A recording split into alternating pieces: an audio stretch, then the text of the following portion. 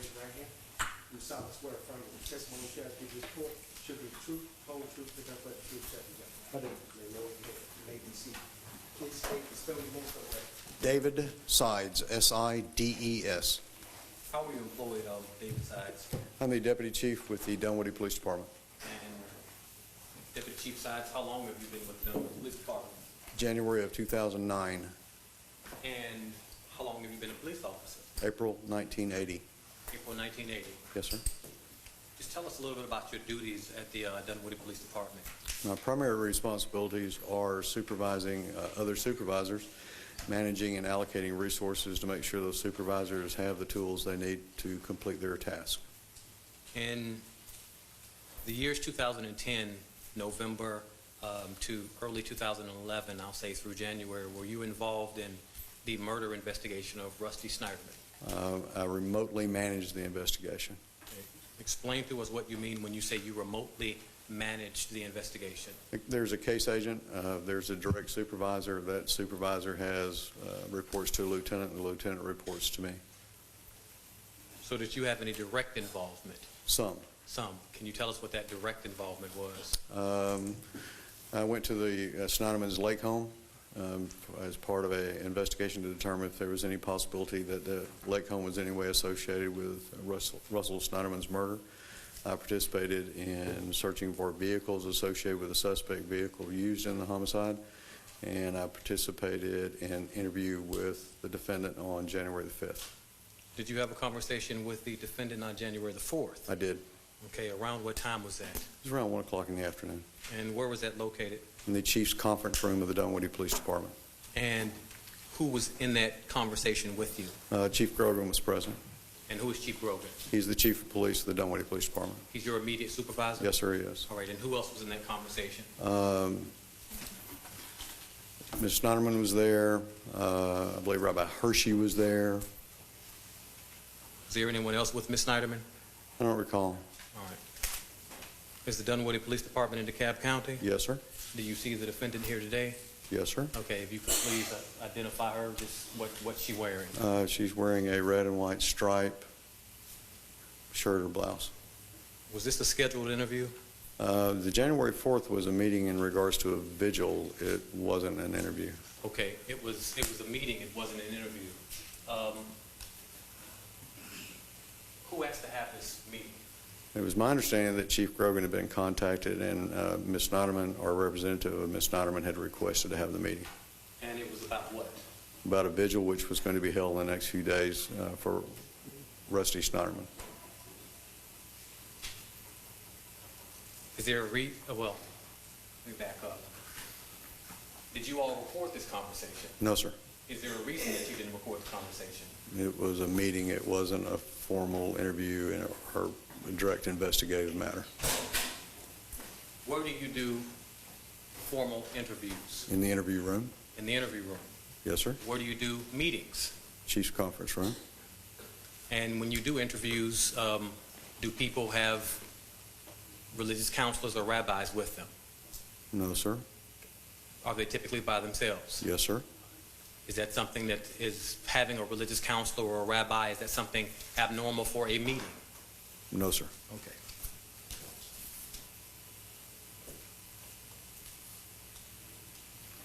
Did you all have a conversation with the defendant, Andrea Sneiderman, during this meeting? Yes, sir. Okay, can you tell the jury what she told you? She provided us a list of names to include people whom she believed may have been involved in Rusty's murder. Let me stop you. A list of names. Well, she read us she had a notepad and she was reading from it. I didn't record the names. Were there more than one name? Yes, sir. How many names was on this list? 5 or 6. 5 or 6. And this was on January the 4th? Yes, sir. Okay. Did she tell you anything about a sketch or recognizing a face in a sketch? She mentioned that all the people she could see in the sketch.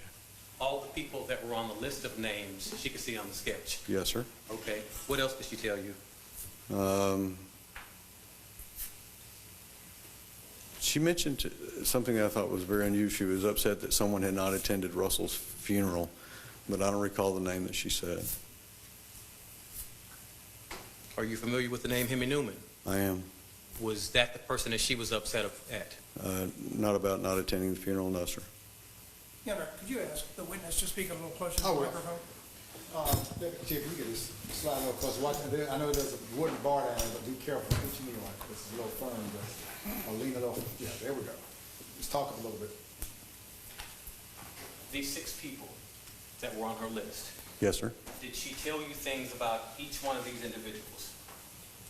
Not that I can recall. Did she go into any detail about their whereabouts or anything like that? Not that I can recall. Okay.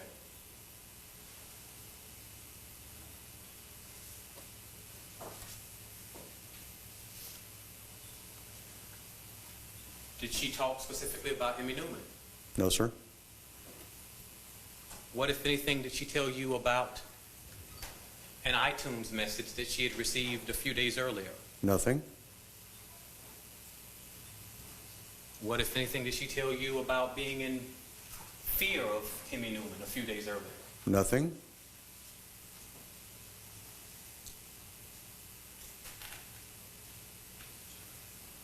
Did she say anything else of note during this interview that you can recall? No, sir. How much did you all talk about the candlelight vigil? Very little.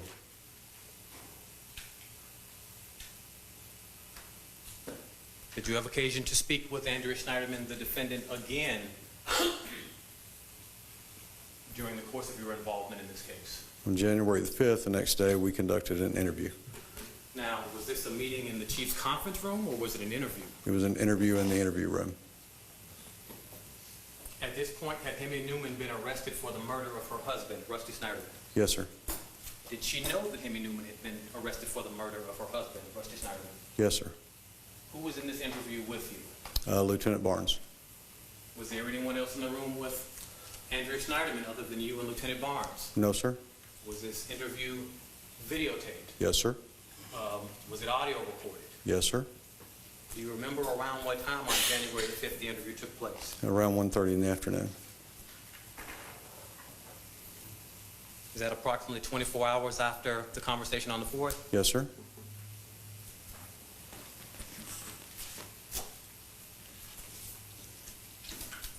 Your Honor, record may reflect I'm showing opposing counsel listed marked as State Exhibit number 64. Number 64? Yes, sir.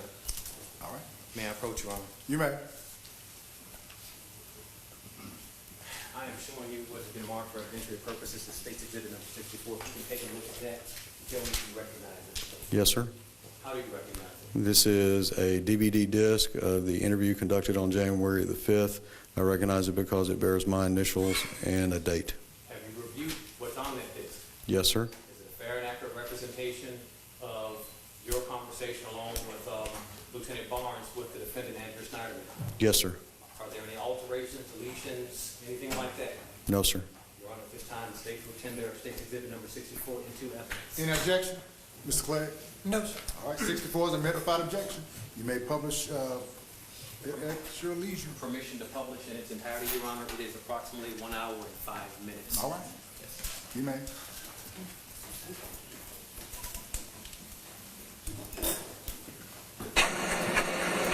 Have a seat, make yourself comfortable.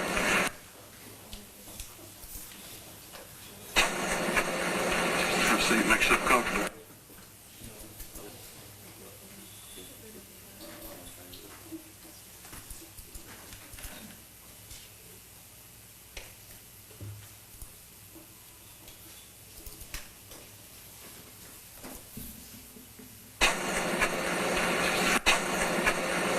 Have a seat, make yourself comfortable.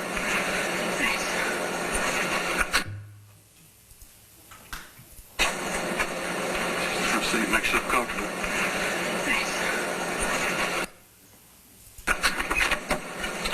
I talked to Rabbi, and I told him what I'm about to tell you. You and I have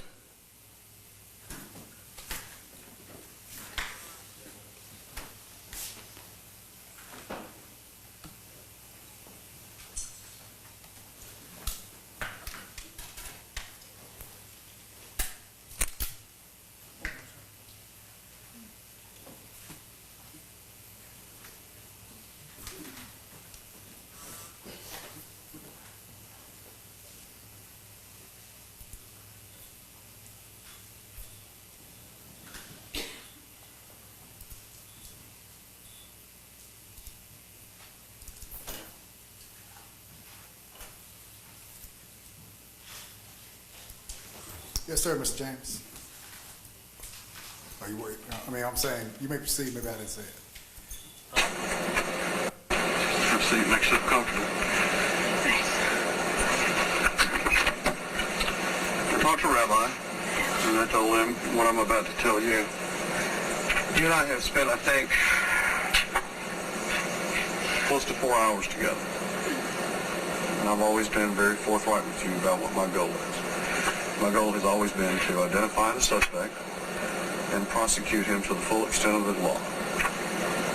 And the only question I have today is, are you willing to help me do that? Absolutely. Okay. It is important that you understand that all our conversations prior to this time, in particular those that you had with Detective Thompson or anyone else, have been baseline investigative matters. We've made an arrest in a case.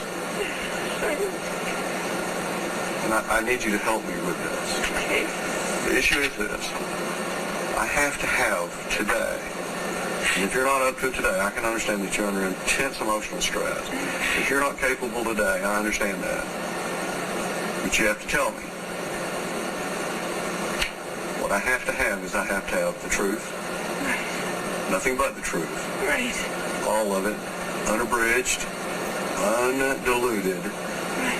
Pleasant or unpleasant. Right. If you're ready to do that, now's the time to talk. If you can't do that now, you need to tell me I can't do that now, and we'll do this at another time. Right. Do you understand what I'm asking you? I think so. Are you sure? Yeah. Are you ready to tell me the unabridged, unadulterated truth? Yeah. Okay. Yeah. Now, when Rabbi called, he said you had some interesting things to tell me. That's Lieutenant Barnes. Oh, so I told some of these things yesterday. I'm just going to reiterate a couple of them. I don't know, and then I guess tell you what led me to feel so strongly yesterday about what I said about having this gut feeling that it was him, I guess.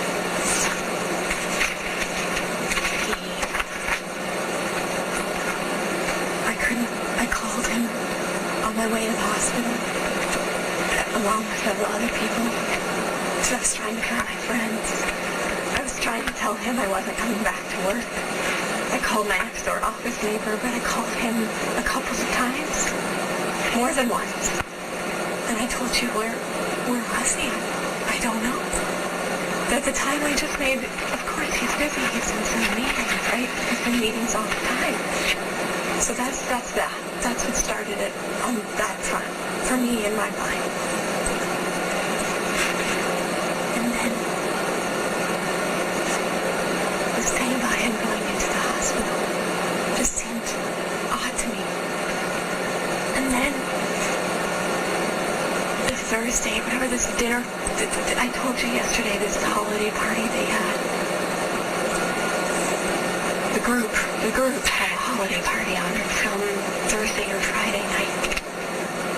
And he sends me an email, the work email, saying, just wanted to let you know we weren't sure whether we should have the holiday party or not because of what happened to me. He thinks I would think everyone deserves a break. And then he proceeded to include the speech, the prayer that he said at the holiday party, which I couldn't even really read, and I didn't even, I read parts of it, and all I was getting was super aggravated, and I was most aggravated with the line of, everyone deserves a break.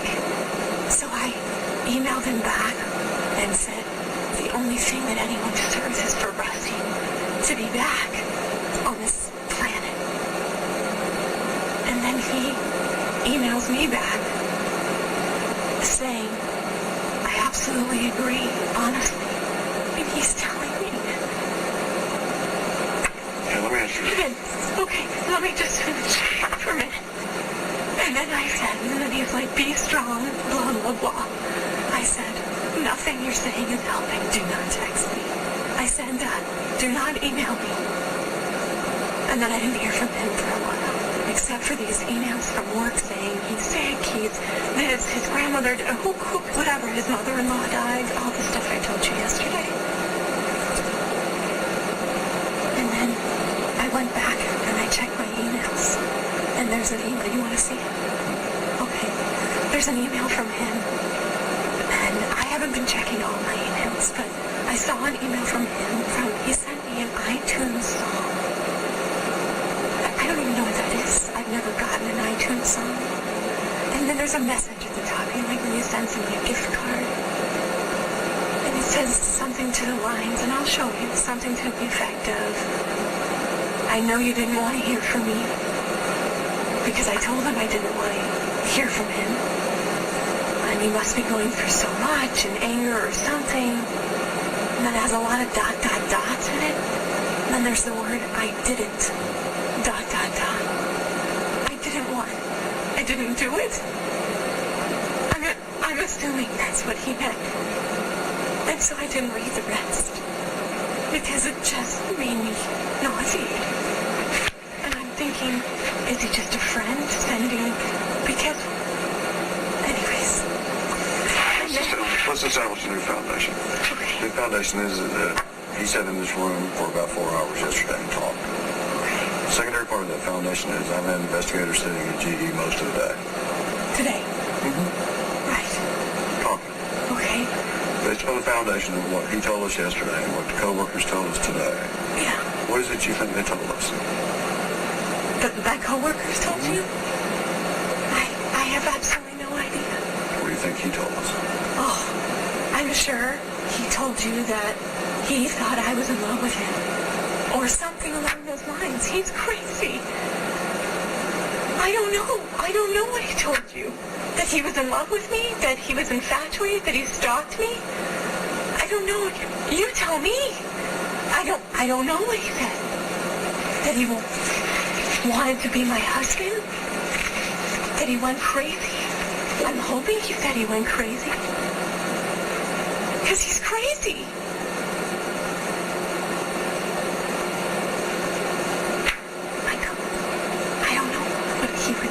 Why do you say it's crazy?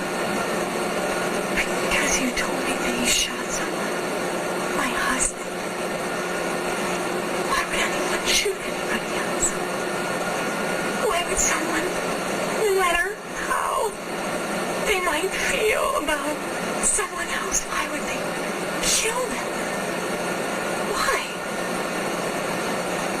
Why? Everyone at work loves him. They think he's the greatest thing ever. Great boss. Good mentor. How would we know he was crazy? How did he hide that he was crazy? Who sent the song? What was he hoping? What was he hoping? That I would recover and fall in love with him? I don't have an answer. I really don't. I told Detective Andy, and I said,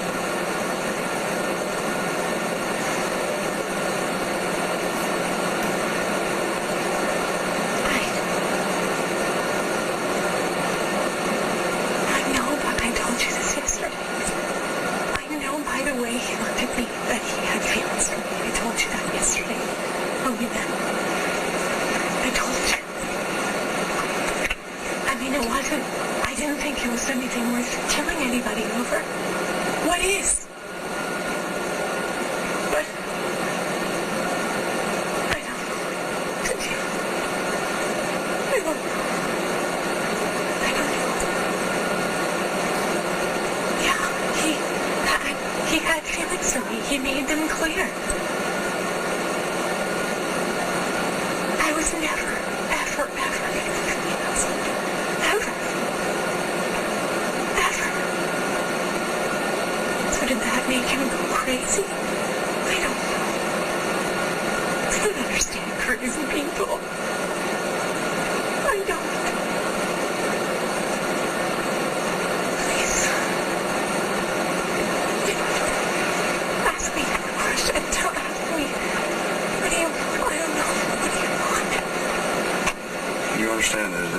prosecution goes forward, there's nothing that we're going to be able to hide from the press and the public. That part of the prosecution is all information we develop will be made part of public record. I know.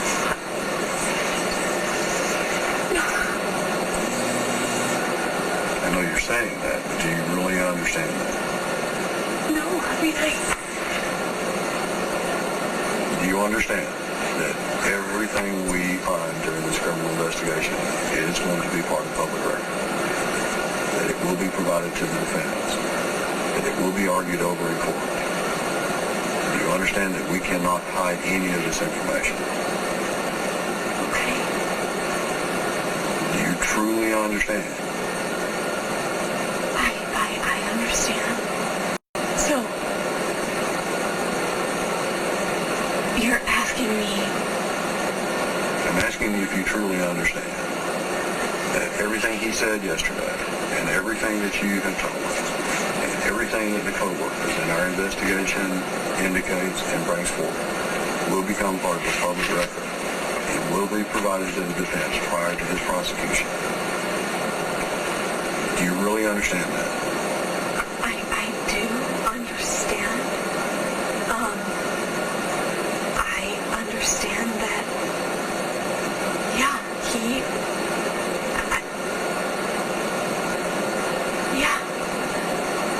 I can sit here and tell you, yes, he had feelings for me.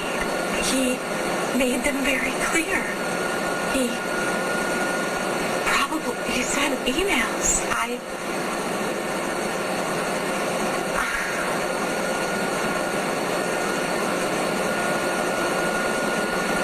Did he send you emails on a private account or a corporate account?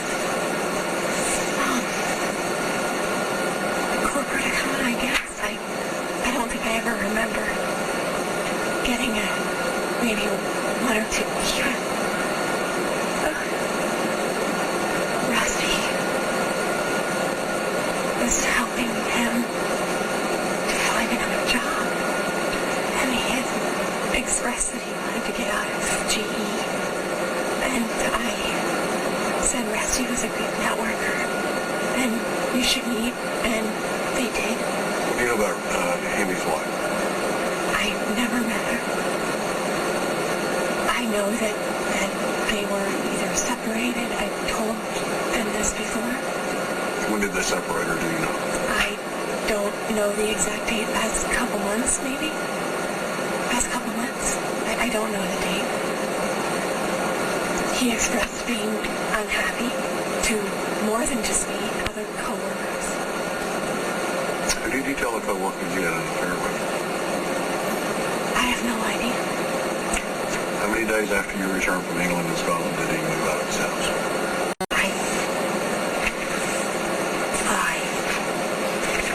I don't know. A week? I honestly don't remember.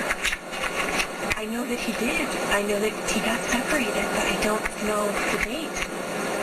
It could be... It could be right after. Sure. I don't know the date. Do you have a laptop at work? I do. You have it or you've looked at it? I have it in the house, probably. Someone brought it for me, maybe. When was the last time anyone other than yourself had access to it? Anyone other than myself. Here, go back for just a second. Who brought it to you? When they came, when he was in my house for Shiva, he came to the house. And he and a bunch of other co-workers came to the house. Amy brought your computer back to you? I don't know whether it was him or someone else in the group, but yeah. Yeah. This could be very important. I should think real hard. Okay, let me think about it. Who else would have access to your computer? Is it Amy that gave you your computer back? Let me think for a second.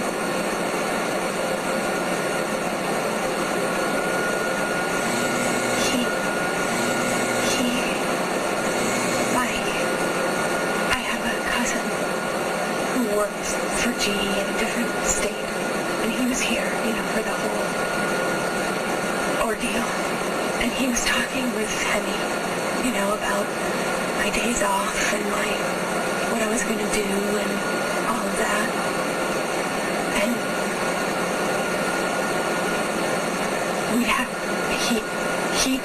he came and told me that my computer was returned, and I don't know who handed it to him. So I'd have to ask him whether it was Hemi that handed him the computer or one of the other people in the office. I'm going to assume it was Hemi. My next door office neighbor, Alan, Shackley is his name, who I got a hold of that morning.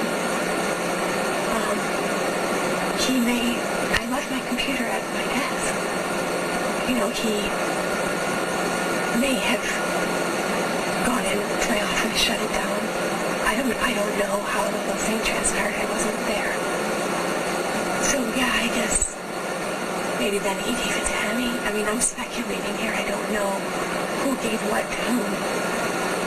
So you've had your computer back since Tuesday, since the GE people came to the Shiva, a group of them. So you had a chance to be on that computer? Yes. My mailbox was full. You know, like I had gotten so many emails, and I couldn't get any more emails. So I logged on when I was in Florida and moved all the messages from my inbox into a local folder so that I could keep continuing to receive emails on it because I kept getting these mailboxes full of messages. And then that was that. And then Monday night, I turned it on again to do my expense report because I explained to you or someone else my corporate card. I have expenses from November, and my corporate card was going to be shut off because the expenses were more than 60 days past due. So I logged on 5 minutes. I submitted my expense report for $80 or something. And then I sent 3 emails. One to Janet Jenkins, who has sent me a condolence card saying she lost her husband and her baby was 4. And I wanted to talk to her, and I thought and then Anna Abahazi and Jerry Morton, who are 2 people I work with in my group. And they've been really kind about calling and wanting to get together. So I thought, and then I sent an email to Henny saying, I'd like to see that. I want to know if everyone's going to be in the office. I can only come in once because I can't handle going out for longer periods of time. And Jana got back to me, and Ann and Jerry got back to me, and Henny said, I'm not feeling well. I won't be in the office tomorrow. And hope to see you another time. And that was it. I haven't turned my computer on since. Has the computer been changed or abridged or anything removed from it the last time you recall? I don't think so. I mean, not in my possession. From the time you left it on your desk, or in the 18th, On my desk, right. to the time you got it back, had it been changed, abridged? I wouldn't be able to tell. Would you know if any email that was sent from someone, have you noticed anything missing? Missing? Anything deleted that shouldn't have been deleted? No, but I haven't looked. You know, I haven't spent time sitting and going through deleted emails. And that's what you're asking? I mean, The email that about the iTunes with I didn't even do it. Is that on this one? Yes. I mean, it's on my BlackBerry. He sent it. Sure. Which account did he send it to? I'll tell you. I don't know. My Yahoo account. Okay, then how he communicates with you via Yahoo account? No. But I told you he had my Yahoo account because he sent his resume to me to send to Rusty when Rusty was trying to help him look for other jobs. So that's why he has my Yahoo account. And then 20 minutes later, after the iTunes, he writes an email with no content saying the subject line, "Please don't reply to what I sent you." That's right. Yes, sure. This is the iTunes one. Thanks.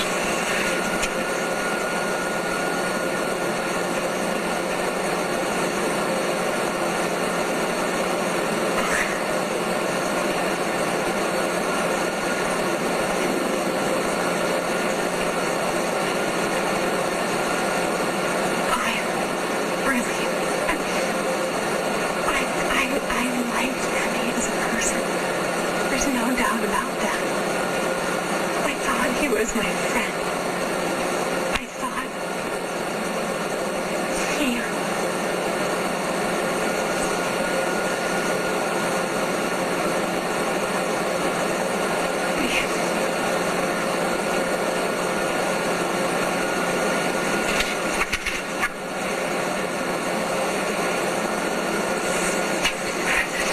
Did you have a... We had dinners together. I mean, we traveled. It's... Let me get into that in just a second. Would you mind giving me your password to your Yahoo so I can look through any of these emails from him to you and print them out? Password is Rusty. All lowercase? Yes. All. Yes.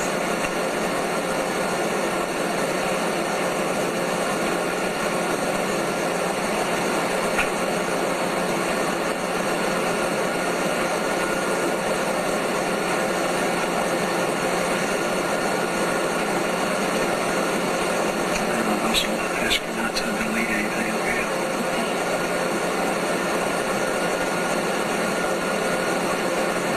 When he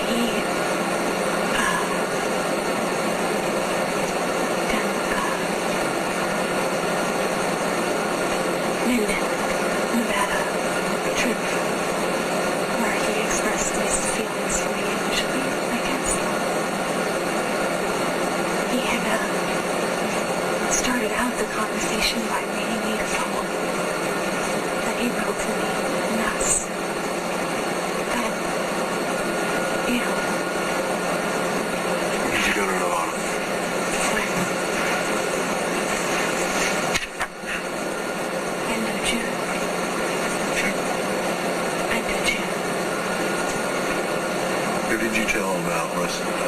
Did you tell Rusty that he asked you for an expansion of your business relationship? Say what? Did you tell anybody about him asking you for an expansion of the relationship? No. Did I tell Rusty? Yes. No. Who did you tell him? Several of my friends, some of which are sitting outside here, that'll tell you that I told them that my boss was interested in me and I was asking for their advice on what to do. What did they tell you? Tell him no. Tell him no. That's essentially what they said. He'll go away. Tell him no, report to HR. Tell him no, don't report to HR. Tell him no, tell your husband. Tell him no, don't tell your husband. No, those things never really came up. The report to HR thing, it just never, it was just one of those things where I thought, okay, he's interested, and then I can't ruin my career. I mean, what am I supposed to do? It wasn't, it didn't seem confrontational. It didn't seem, I don't know.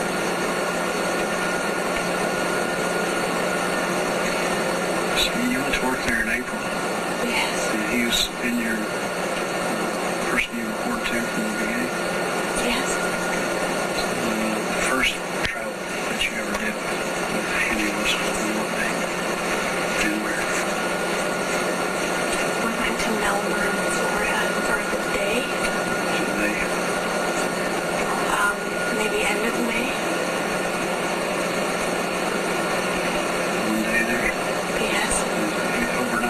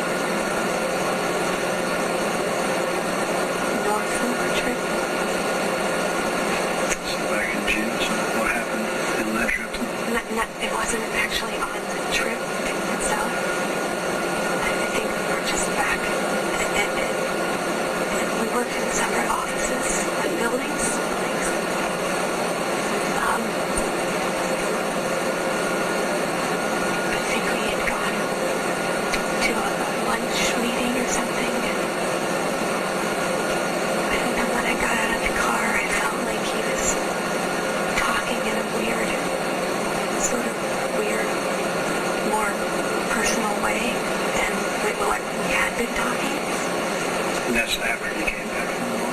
Yes, yeah. Okay. And after that, what did you say anything to him? But not at that time. Okay. I called my friend Tammy Parker. Tammy Parker? Yeah. Is she here today? No. But you could call her. What'd you tell me? I think my boss is hitting on me. Like, you used those exact words. What did he say? She said she was so sorry and that I need to ignore him and do whatever I can to, stay away from him. That's what she said. Okay. Say anything to Rusty? No. Okay, so that was right after North in June, and then the next trip, Minden, Nevada, Right. 2 days. Just you and Hemi on that flight, or Well, I other couldn't group? fly with him. He went with his boss and went other places that week. Something like that. To visit plants or something. I flew by myself. I was in either before he was, or I don't know, whatever. You stay at the same hotel where you were staying? Yeah, so did his boss. We all were in some. There's only like one hotel in that town. Anything happened? Yeah, no. So we drove to dinner.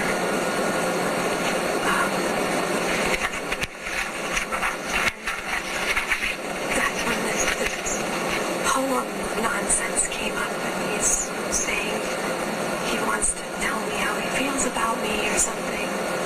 He reads this poem, and I sort of freak out, and then I sit him down, and I say, let's sit down, and I say, I asked him, I said, are you happy in your marriage? And he said yes.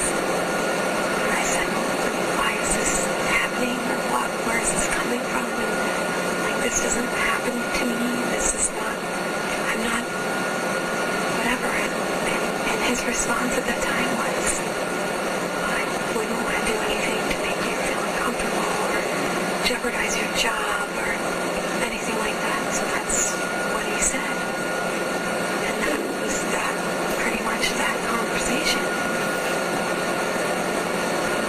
Now that same, we ended up eating dinner. Just the two of you? Yeah. Where's the boss? He went to dinner with someone else, other people from the plant. I wasn't invited to that dinner. I didn't, that was some other higher-ups from So where were you guys at when he's telling me how he feels about you? restaurant. Don't remember the name. It's in Lake Tahoe. It's just like a 10-minute drive from Minden. And we were just standing on a railing right outside the restaurant. It's on the lake.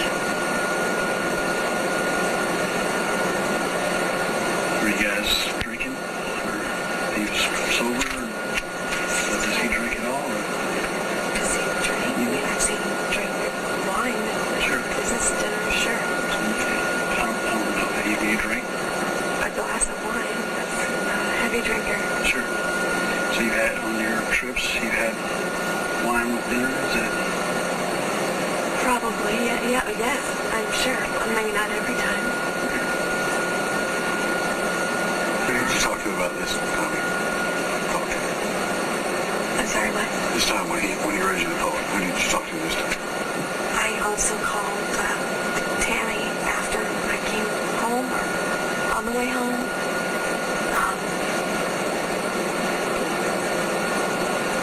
And I told her what happened, and that I was right, that he was hitting on me, which I still wasn't sure, like I didn't even know if it was like, I'm being your friend, or I'm hitting on you. And then she said yes. That's creepy and weird, and you did the right thing, and she was sorry this was happening.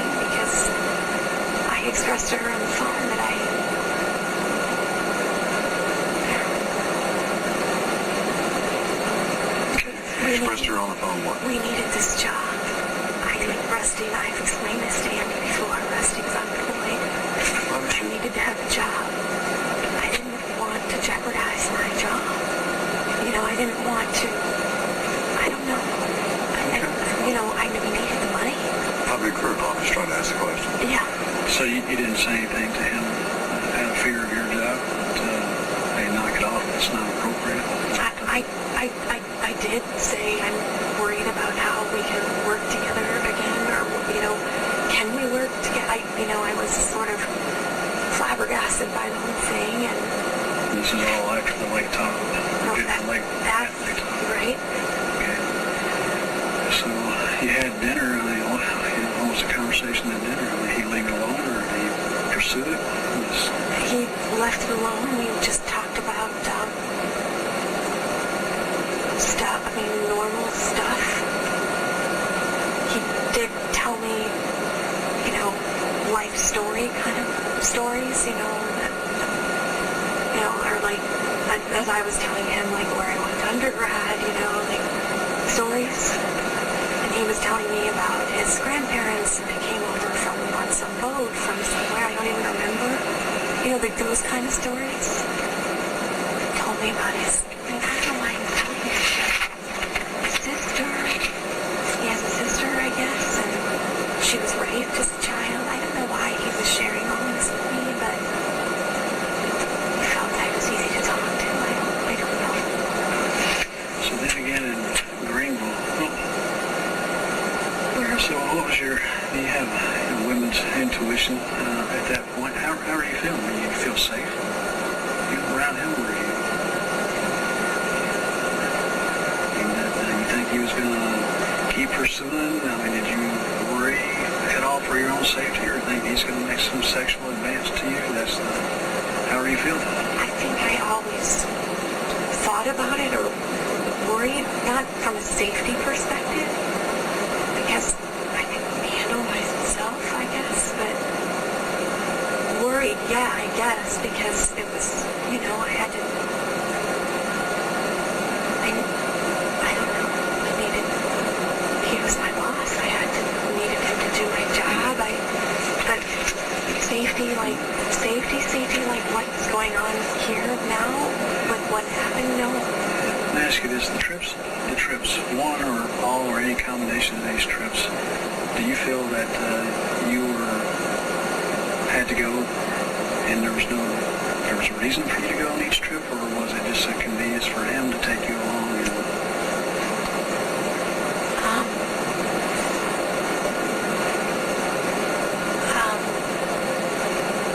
I had to, all the trips that we took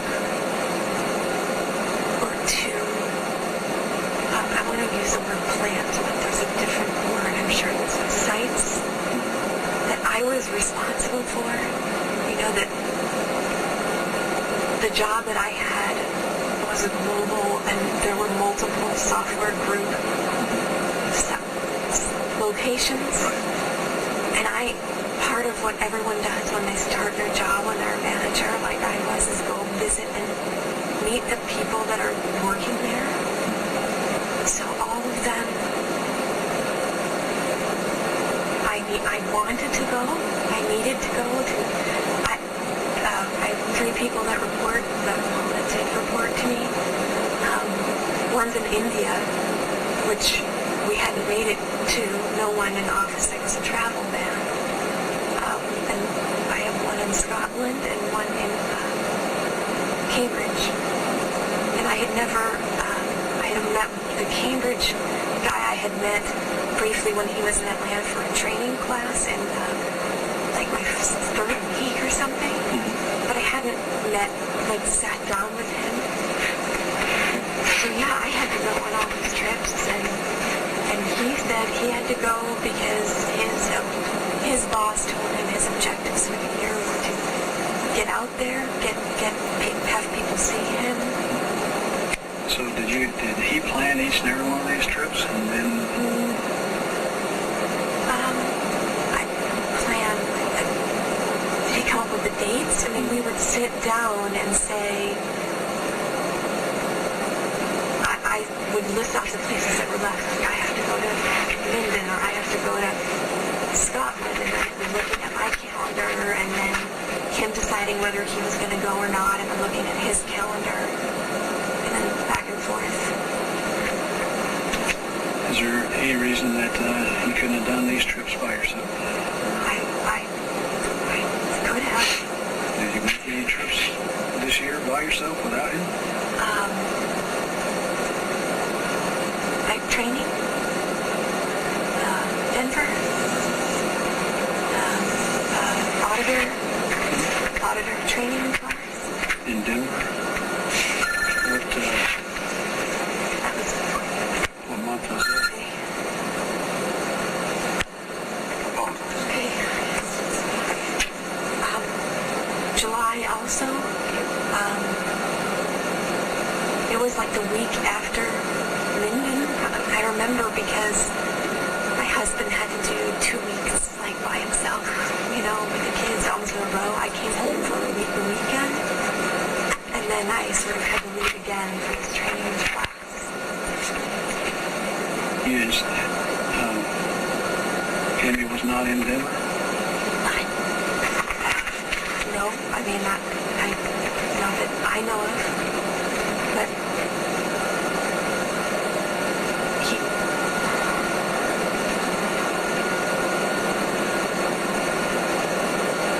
trying to think.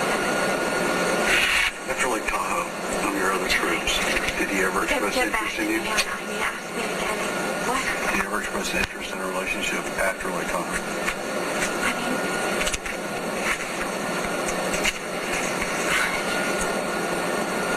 I guess. I mean, nothing like that I can directly point to except for him.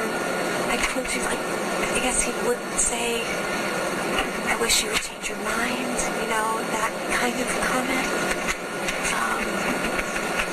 Who other than Tammy Parker did you talk to about this?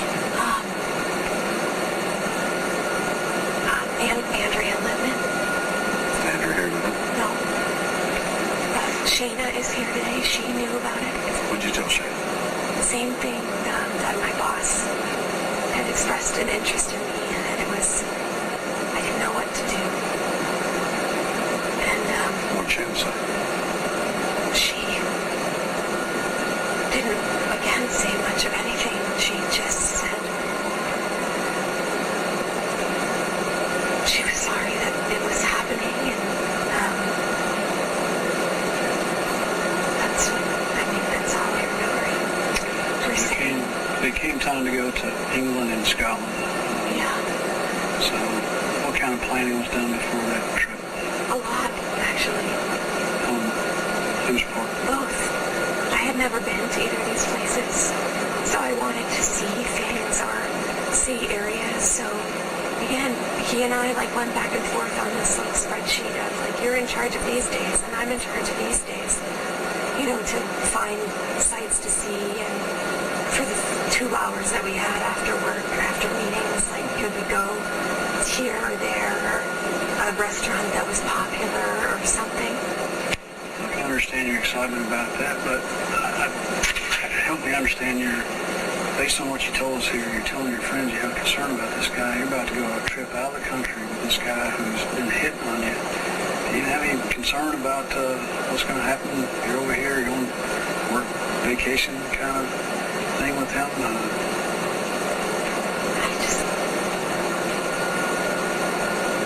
Was I concerned? I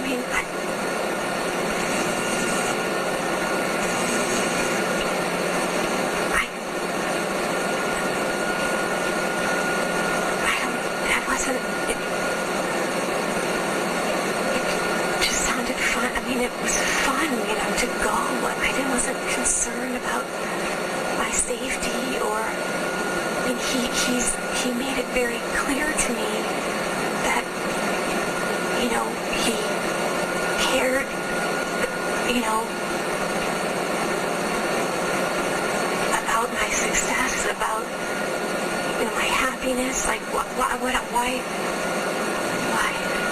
And what Rusty have you comment or about you going out of the country with Hemi for a week in England and Scotland? No. Had you ever met him up until that time? Yes. Well, how did that occur? How did you do that? I told you that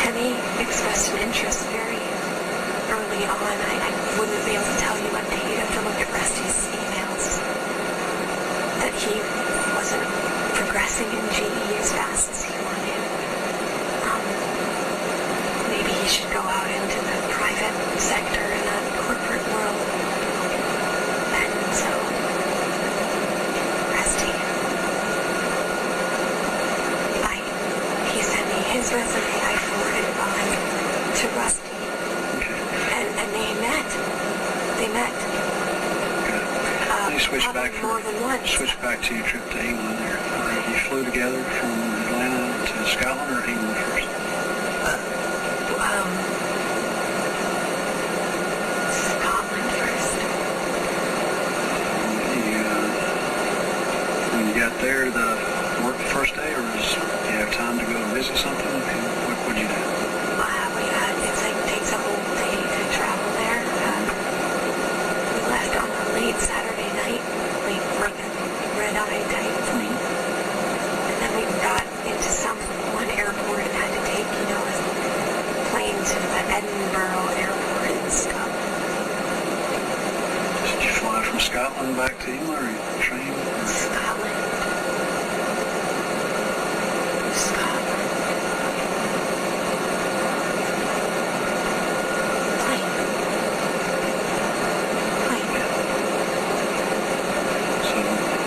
Places did you go visit when you were in England? Scotland? Great. No, I mean the tourist sites. What did you go see? The castle in Scotland. In Edinburgh? Right.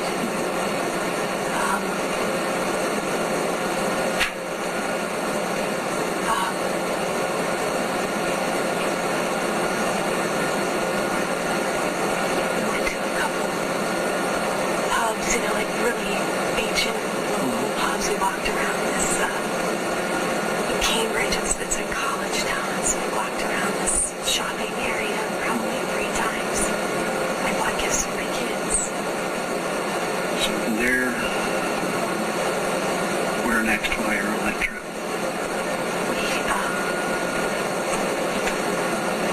He went to, I stayed in Cambridge Friday, had a meeting with my team, the 2 team. The India guy flew in, and I met with my other 2 team members. We had like a team meeting all day, like to work on a document. He went somewhere else. He went to a plant in, I don't remember the name of the town. Did you? Glasgow? No, can't be Glasgow. That's another country. No. It was around Cambridge somewhere. A plant. I know I asked you if Rusty made a comment about your trip, but I failed to ask you, did Rusty know that Hemi was on this trip with you? Yes. Okay. Absolutely. Did he take any pictures? Did I take any pictures? Yeah. No, I didn't bring a camera. No pictures? You've never been to England and Scotland? No. All this planning and the spreadsheets about before you went, and no pictures? No, I didn't bring a camera. Okay. Did Hemi have a camera? Not that I noticed. I don't know. You'd have to ask him. I've been to Edinburgh. It's a beautiful place. It is. And then, just even while you were there, I wish I had a camera when you go to the drugstore and get one, or... No, that never crossed my mind. Okay. We were at the castle for 30 minutes before it closed. No, I didn't take any pictures. All right, so anything said by Hemi to you during that trip that gave you alarm or worry, or he's a perfect gentleman on this trip? Alarm, worry? Worry? No, I don't have worry. I just... We had a good time. It was a lot of driving, a lot of just chatting, a lot of laughter. Last night we drove, again, he went to a plant on Friday. I had the team meeting.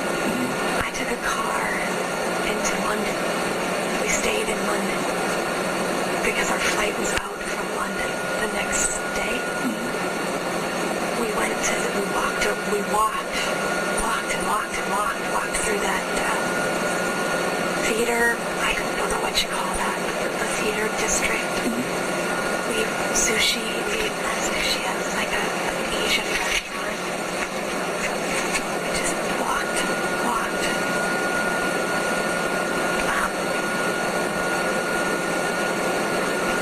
Then that's so like, okay, keep going. So after England, you're back at work for just a few weeks, I guess, end of September, and then October rolls around, and the last trip was back to Greenville. Right. You stayed at a hotel, just him and you, or other people from work? No, it was just heavy. Anything occur, you'll have dinner, because it's just the two of you? Right. Okay. Anything said then, or? No, that I remember distinctly we were talking about my grandparents. For some reason, we got on a conversation about my grandparents. My grandfather passed away, and I was emotional about him being gone. Anyways, You had a lot of time along with him, and he's telling his life stories. Did he ever get into the subject of his finances, good, bad, or otherwise? yes, What's he telling you about his finances? he told me that he and his wife were in debt. That's what he told me. Bad debt, good debt, just a little. He told me they were reworking their mortgages and finances to try to pay off debt. But, that's about it. It wasn't a good, I got the feeling that it wasn't a good situation. Yeah. You said earlier, he said at one point that he was happy in his marriage. Did that ever change? He's saying he go from that extreme to saying he didn't like his wife? Yep, yes. Yeah, and that's when I got the whole separated story. As did. And that was after he. Yes. Did he tell you how that happened? Oh, they had a fight. He walked out. That's all I got. Did he tell you the fight was over you? No. Or did he tell you the fight was over? He didn't say. It was just one more fight that he couldn't take it anymore and had to leave. Did he ever say anything at all from April until November that his wife thought there was something between the two of you? No. Okay. No. He talked about his children a lot. You go back to November the 18th. I know it's going to be hard. Okay. First second, you Yes. heard what happened. Yes. Your women's intuition has got to be going off the radar. No. That wasn't it at all. I was thinking. First of all, I didn't know Rusty was dead until I got to the hospital. When you called up, what was said to you when you were called at work, and by who? How did you first find out? Called by Donna, who runs the Dunwoody Prep daycare. What'd she tell you? An accident happened. And Assumed it was my son. She said it was Rusty, and I asked her what was going on. I screamed into the phone what was going on.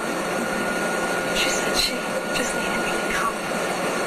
So I ran down the stairs, and I drove all the way. I called my mom, my dad, my brother, told them to meet me at Dunwoody Prep. Something's happened to Rusty, and I had no idea what was going on. I got to Dunwoody Prep. I pulled up, and I fell out of the car. All I see is yellow tape and a car. Rusty's car. I fell to the ground. Somebody picked me up. I don't know, some police person. They walked me into Dunwoody Prep. I still didn't know what had happened. No one was telling me. No one was telling me what was going on. So, they bring me into the office. And Cordomino comes in, sits in front of me. And he says,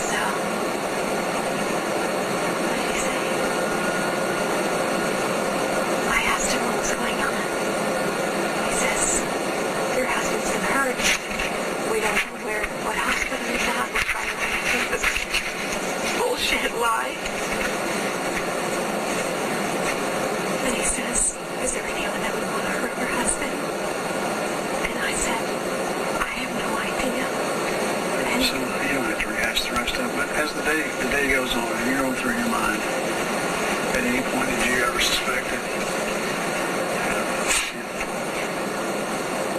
Never.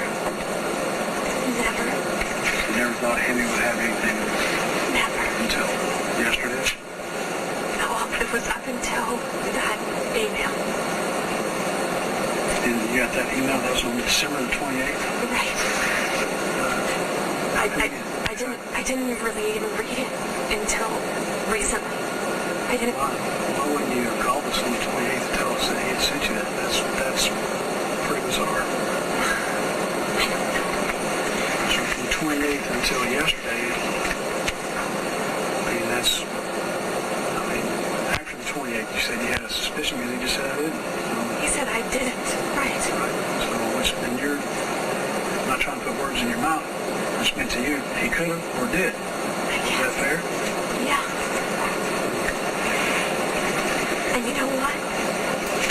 I sat at my dining room table on Friday after this happened with Detective Andy.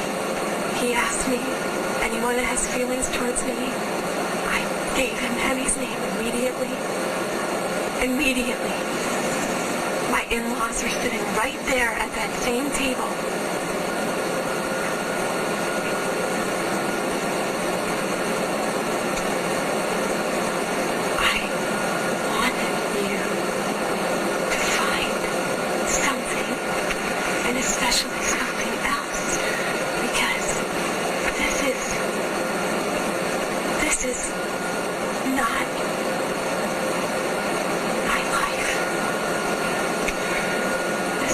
How many times has Hammy been to your house? He met with Rusty at my house one time to discuss his business suggestions.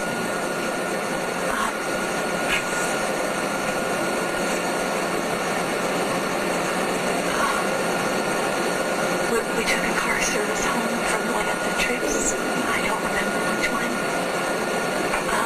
Where I didn't take my car to the airport. It was probably the England trips. Right. Excuse me for a second. You've been here for a long time. I know you're getting tired. You never told Rusty that Amy made any sort of inappropriate comments, inappropriate commentary, nothing. It made me quit my job and I have nothing. Yes or no? No, I never told him. You told Detective Thompson something I find interesting. He asked you about someone trying to involve themselves in your relationship. Yes. You told him about him. I did. He asked you about anyone with Rusty. Do you remember what you said? Anyone with what? Rusty. Do you remember what you told him? He asked me what? Anyone? He asked you if there's someone's trying to put a wedge in the marriage. Yeah, and I told him Heavy. Okay. That was in regards to you. Yes. What did you tell him, or do you remember what you told him about Rusty? He asked if Rusty would ever have any girlfriends. Did he say that? He repeated that question to me again when I was here. Would there be people interested in Rusty? Is that... Do you remember what you said? I said absolutely not.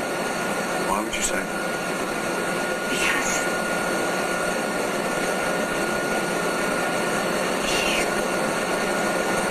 He's a loyal husband, father. The question isn't about his behavior. The question is not about your behavior. The question is about Amy's behavior. And the question is about someone's behavior directed toward Rusty. Doesn't have anything to do with you. Doesn't have anything to do with Rusty. You said on the first occasion, no one would be interested in him. And Rusty. Mm-hmm. Why would you think that no one would be interested in Rusty? And so Andy asked me that again when I was sitting in this room. And he seems to be fixated, and you do too, on that comment. Not sure why. Because the issue is not Rusty, and the issue is not you. The issue is Amy. Yeah. And anyone else that might have been interested in Rusty. The issue is not you. And what I told Andy is that Rusty was so busy, didn't have time to go to the bathroom, let alone I've had affairs, or is that what you're asking me?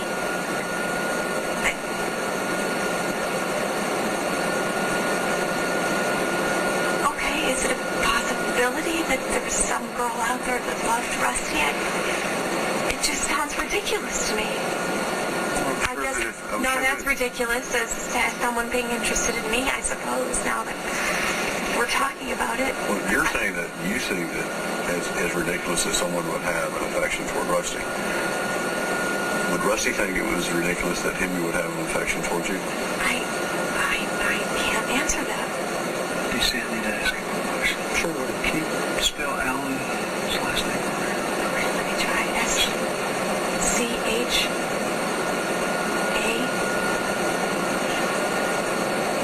I think it's A-C-H-T-E-L-Y.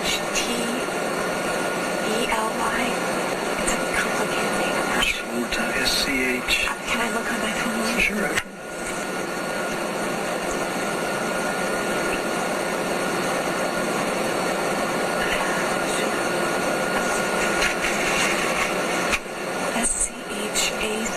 S-C-H-A-C-H-T-E-L-Y. Do I cell phone number? That'd be great. 404-202. Sure. Hang on a second. Go ahead. 44202. 7082. Before I went outside, I was asking you about how many times Hibby had been to your house. You said just the one time that No. Rusty and another time dropped off in the car. Right, dropped off at car service. Then, well,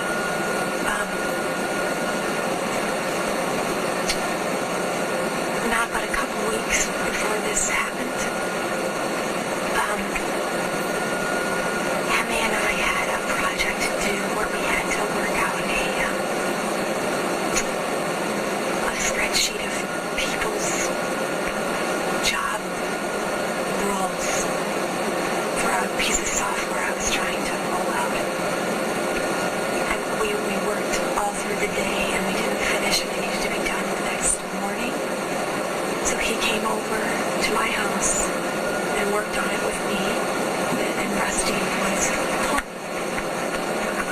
And Rusty sat at the kitchen table across from him, worked on his computer while Annie and I were sitting there working on my computer. And that was 2 weeks, pretty sure about it. A couple weeks, yeah. I'd have to look back at my calendar to see when that spreadsheet was due. It was surprised you that it was 2 days.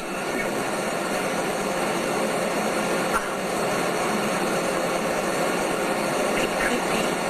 Okay. We were on a cruise until Monday night. What did I write Tuesday? It could have been. Can I ask you something real quick? And, your mom thanks for holding you hostage back here. Can you put her at ease, and then we can ask you a few more questions? We'd really like to get done today, so I know this is not easy for you, but it is what it is, and you're the person that has the answers that we need, or at least we have more questions for you. So trying to understand why this happened. It's right, and we need to talk to you. So you need to talk to us. So if you don't mind relieving your mom's any fears that got you under the light back here, I appreciate it. You need some water?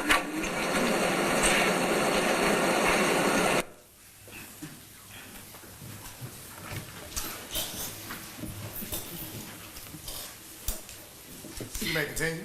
Thank you, Judge. You're welcome.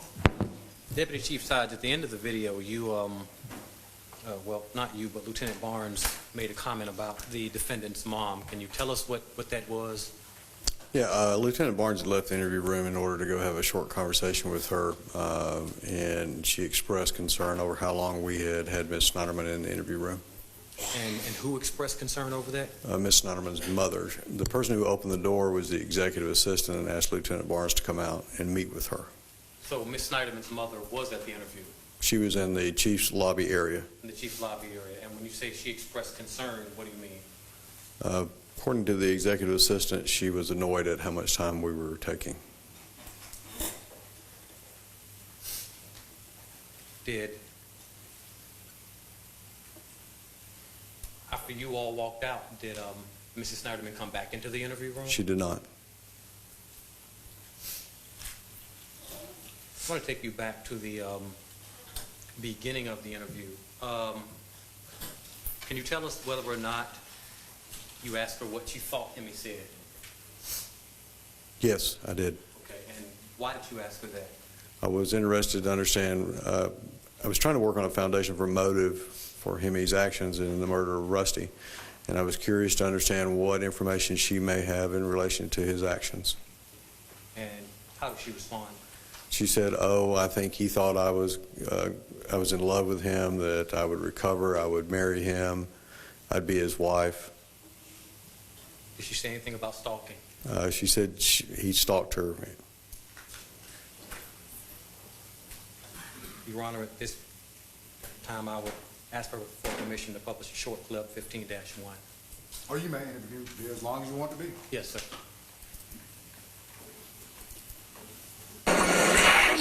Let's establish foundation is that this foundation is that about 4 hours. He sat in this room for about 4 hours yesterday and talked. The secondary part of that foundation is I've had investigators sitting at GE most of the day. Today? Mm-hmm. Right. Talking. Okay. Based on the foundation of what he told us yesterday and what the co-workers told us today, Yeah. what is it you think they told us? My co-workers told you? I have absolutely no idea. What do you think he told us? Oh, I'm sure he told you that he thought I was in love with him. Or something along those lines. He's crazy. I don't know what he told you. That he was in love with me? That he was infatuated? That he stalked me? I don't know. You tell me. I don't know what he said. That he wanted to be my husband? That he went crazy? I'm hoping he said he went crazy. Because he's crazy. Now, Deputy Chief Sides, when you testified earlier before the videotape played, you said you had spoken with her on January the 4th. Is that correct? Yes, sir. And when she came in on January the 4th, what, if anything, did she tell you about Hemi Newman being in love with her? Nothing. What, if anything, did she tell you about Hemi Newman wanting to marry her? Nothing. What, if anything, did she tell you about Hemi Newman being crazy? Nothing. What, if anything, did she tell you about being stalked by Hemi Newman? Nothing. And that January 4th conversation that you had with her, was that before or after the defendant was arrested, the January 4th conversation? Just before. Just before. And the videotape that we just watched was after she had been informed that the defendant had been arrested? Yes, sir. All right.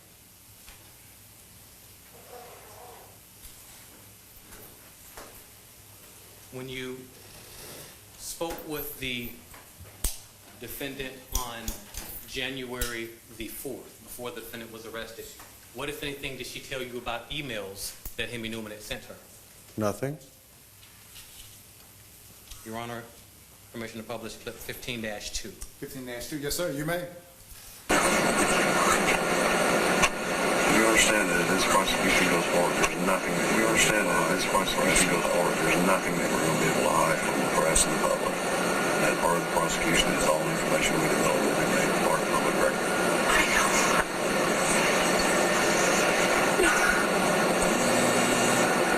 I know you're saying that, but do you really understand that? No, I mean, Do you understand that everything we find during this criminal investigation is going to be part of public record? That it will be provided to the defense? That it will be argued over in court? Do you understand that we cannot hide any of this information? okay. Do you truly understand? I understand. So, you're asking me? I'm asking you if you truly understand that everything he said yesterday and everything that you have told us and everything that the co-workers in our investigation indicates and brings forward will become part of the public record and will be provided to the defense prior to this prosecution. Do you really understand that? I do understand. I understand that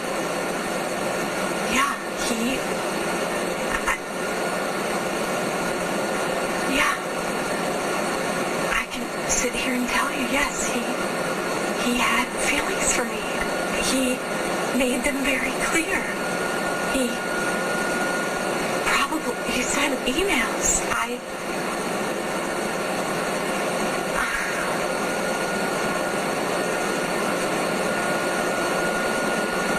Did he send you emails on a private account or a corporate account? Corporate account, I guess. I don't think I ever remember getting maybe one or two. Was this the first time that the defendant had told you anything about sending emails? Yes, sir. What, if anything, had she said about it the day before? Nothing. Why did you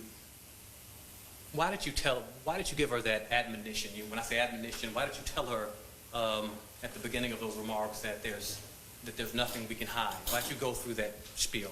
Because it's very factual in part, and the other part is that I wanted her to be completely honest with me and forthright. When did the defendant tell you that Hemi Newman first expressed interest in her? When did she tell me? That Hemi Newman, That was on January the 5th. when did she tell you that Hemi Newman first expressed interest in her? January the 5th. No, I understand the date that she talked to you, but what date did she tell you, or what trip did she tell you they were on when Hemi Newman first Oh, I expressed interest? apologize. It's okay. I misunderstand. It was the Minden trip. It was actually at a restaurant near Lake Tahoe.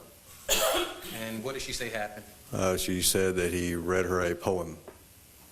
How does she say she handled that poem being read to her? She said she pushed it off, that they had a conversation. She asked him if he was happy in his marriage. Did you ask her if he continued after reading her this poem and after they had this conversation? She said that he would bring it up and ask her things or say things like, would you change your mind? Permission to publish clip 15-3, Your Honor. 15-3.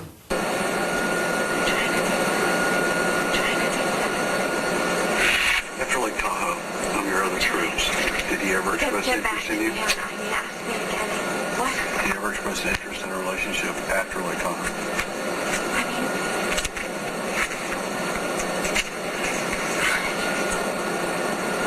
I guess. I mean, nothing like that I can directly point to except for him. I told you, like, I guess he would say, I wish you would change your mind, you know, that kind of comment. What, if anything, did she tell you about the defendant proposing marriage after Lake Tahoe? Nothing. What, if anything, did she tell you about the defendant asking to raise her children after Lake Tahoe? Nothing. What, if anything, did she tell you about her sending an email to the defendant repenting for the rest of her life for things that she had done after Lake Tahoe? Nothing.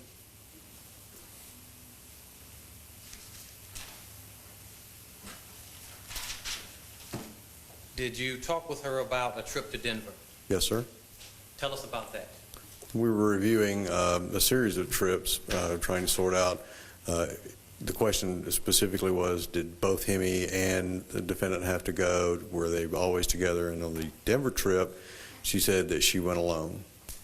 Did you ask her, or did Lieutenant Barnes point blank ask her, was Hemi in Denver? Yes, sir. And how did she respond? She responded negatively. What does that mean? It meant she wasn't there. Are you familiar with Longmont, Colorado? Yes, sir. Okay. Are you familiar with whether or not when they were referring to the Denver trip, they were referring to the Denver/Longmont trip? Yeah, I'm going to object to that question. It's called for speculation. Yeah, I'm going to sustain, I will sustain that objection. You might want to rephrase that question. Sure.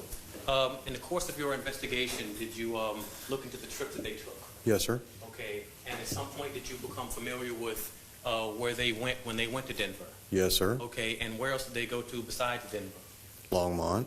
Thank you.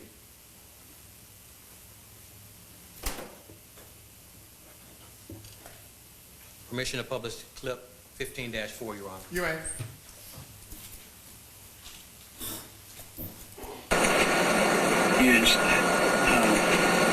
You didn't insight. Andy was not in Denver. No, I mean, not that I know of, but he...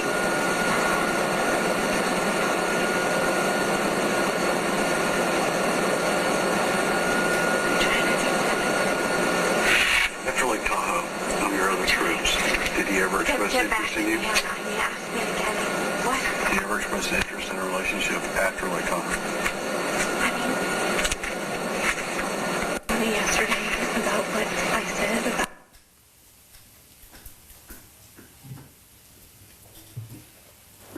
What, if anything, did she tell you about picking the defendant up from the airport in Denver and taking him to Longmont?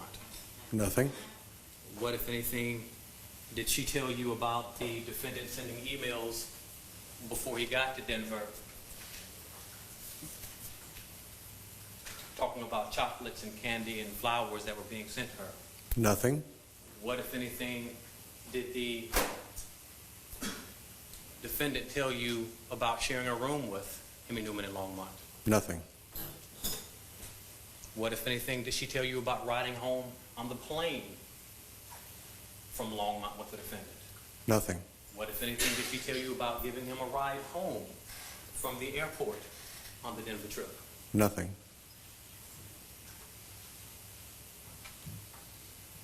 Did y'all talk about the Greenfield trip? Yes, sir. At some point, can you tell us whether or not she was asked or she remarked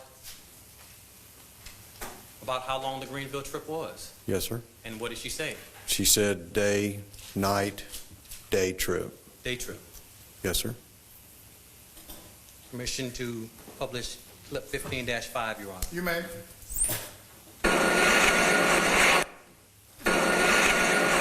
And the next trip after that?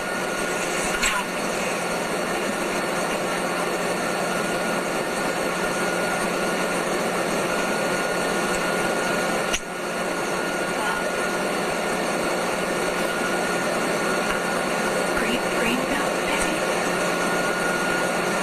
Day trip? I mean, overnight, that day trip. Okay. What month was that? I want to say it was August.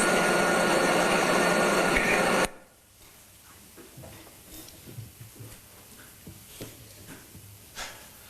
What, if anything, did she tell you about spending the night in Greenfield? Nothing. What, if anything, did she tell you about having sex with the defendant in Greenfield? Nothing. Can you tell the jury what, if anything, she told you about sending emails after Greenville repenting for the rest of her life? Nothing. Can you tell the jury what, if anything, she told you about stating that she had betrayed everyone that she knew after the Greenville trip? Nothing. What, if anything, did she tell you about Hemi Newman proposing marriage and asking to raise her kids after the Greenville trip? Nothing.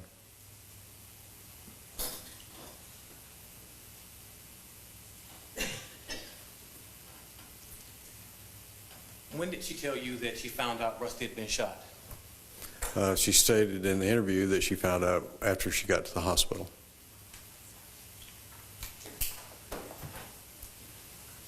Permission to play clip 15-6. This is 15-6, you may. You go back to November the 18th, and I'll assume we are. Okay. First second, you Yes. heard what happened. Yes. Your women's intuition has got to be going off the radar. No. That wasn't it at all. What was you thinking? First of all, I didn't know Rusty was dead until I got to the hospital. When you called up, what was said to you when you were called at work and by who? How did you first find It's out? called by Donna, who runs the dummy prep daycare. What'd you tell you? An accident happened. And Assumed it was my son. She said it was Rusty, and I asked her what was going on. I screamed into the phone what was going on. She said she just needed me to come. So I ran down the stairs, and I drove all the way. I called my meet me at W Prep. Something's happened to Rusty, and I had no idea what's going on. I got to W Prep. I pulled up. I fell out of the car. All I see is yellow tape and a car. Rusty's car. I fell to the ground. Somebody picked me up. I don't know, some police person. They walked me into W Prep. I still didn't know what had happened. No one was telling me. No one was telling me what was going on.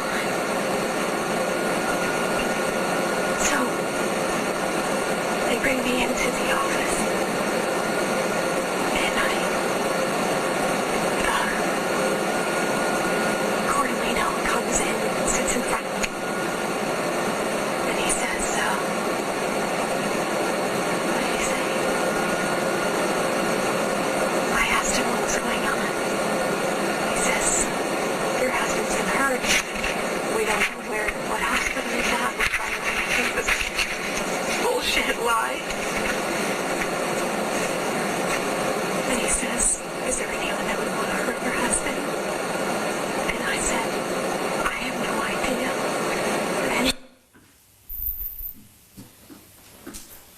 Now, we listened to the clip, and it sounded like, well, can you tell us whether or not it sounded like she told you she found out her husband had been killed or was dead at the hospital? Correct. Okay. What, if anything, did she tell you about what she learned at the daycare? Well, she said on the tape that the only thing she knew was that Rusty had been hurt. What, if anything, did she tell you about whether or not a police officer had told her? That's not what she said.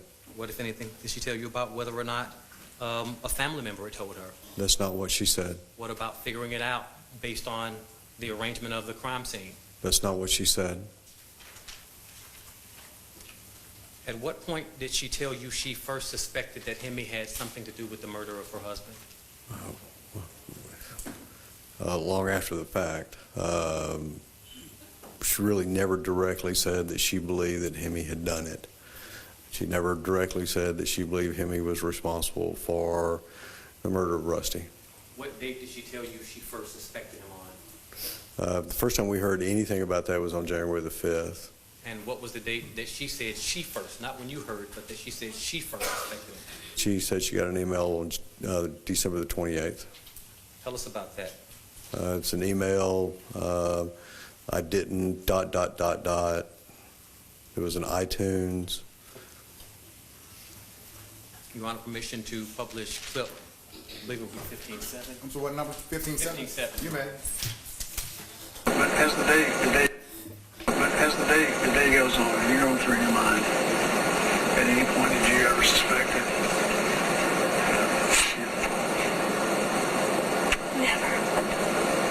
never. You never thought Hemi would have anything Never. until yesterday? No, it was up until that email.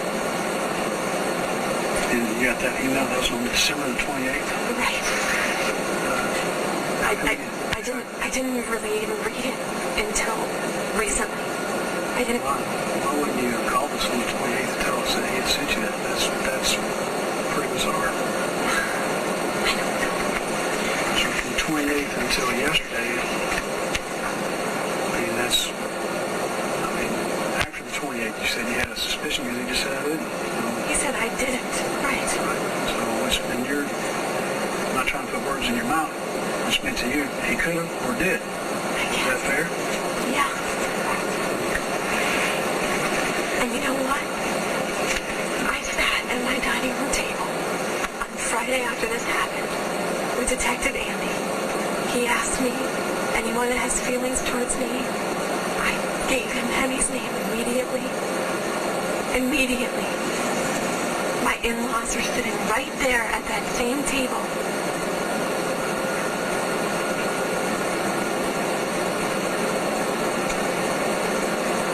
I want you to find something, and especially something else, because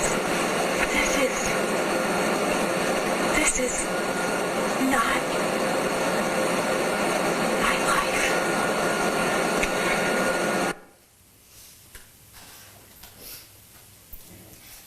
Deputy Chief side,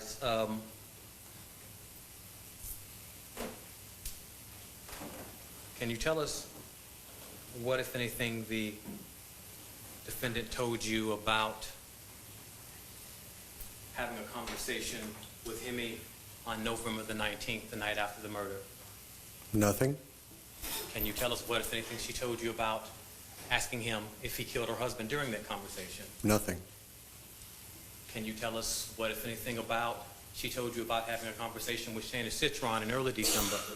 Nothing. Can you tell us what, if anything, she told you about looking at the sketch at that point and seeing Hemi's face in the sketch? Nothing.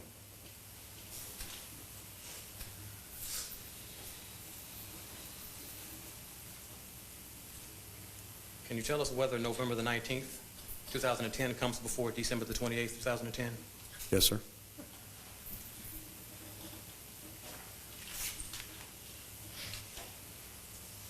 Now, Lieutenant Barnes made a comment when he was talking about the email and her disclosure of the email, the I didn't ... email. Yes, sir. I believe he said it's pretty bizarre that you would just now be telling us this. Yes, sir. What, if anything, did she tell you about having a conversation with her mother in Florida on around December the 28th or December the 30th? Nothing. What, if anything, did she tell you about being told by her mother not to call the Dunwoody Police Department and let them know that Hemi had sent this email? Nothing. What, if anything, did she tell you about either her or her mother or anybody in her family being fearful of Hemi or what he would do? Nothing. What, if anything, did she tell you about Hemi being in Florida during the holidays? Nothing.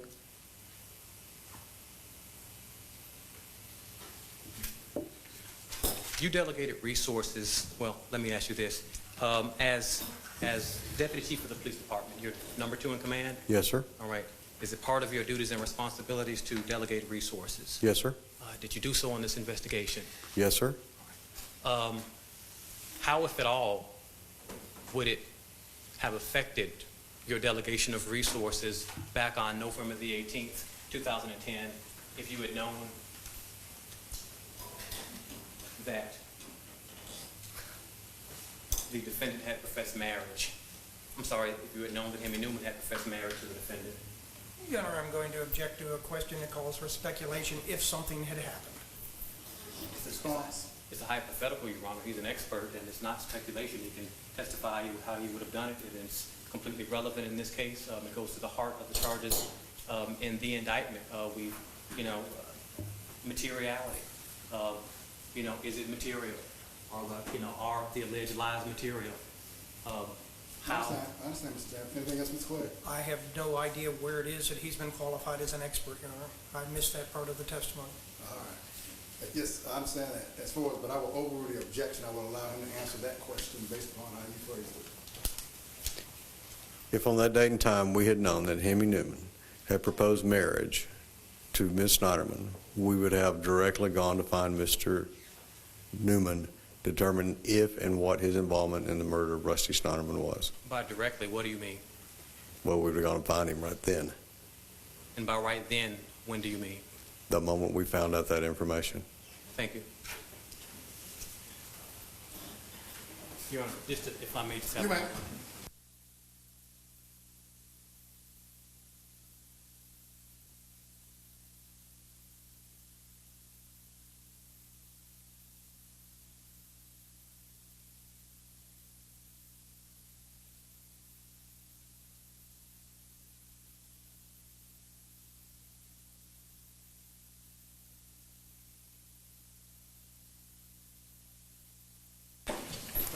All right, Kelly, we're back on the record. I may, Your Honor. Oh, you may continue. Yes, sir. We saw her telephone on the video, is that correct? Yes, sir. Did you guys seize that phone, or did she take it with her on that day? Took it with her. All right, thank you. Nothing further, Your Honor.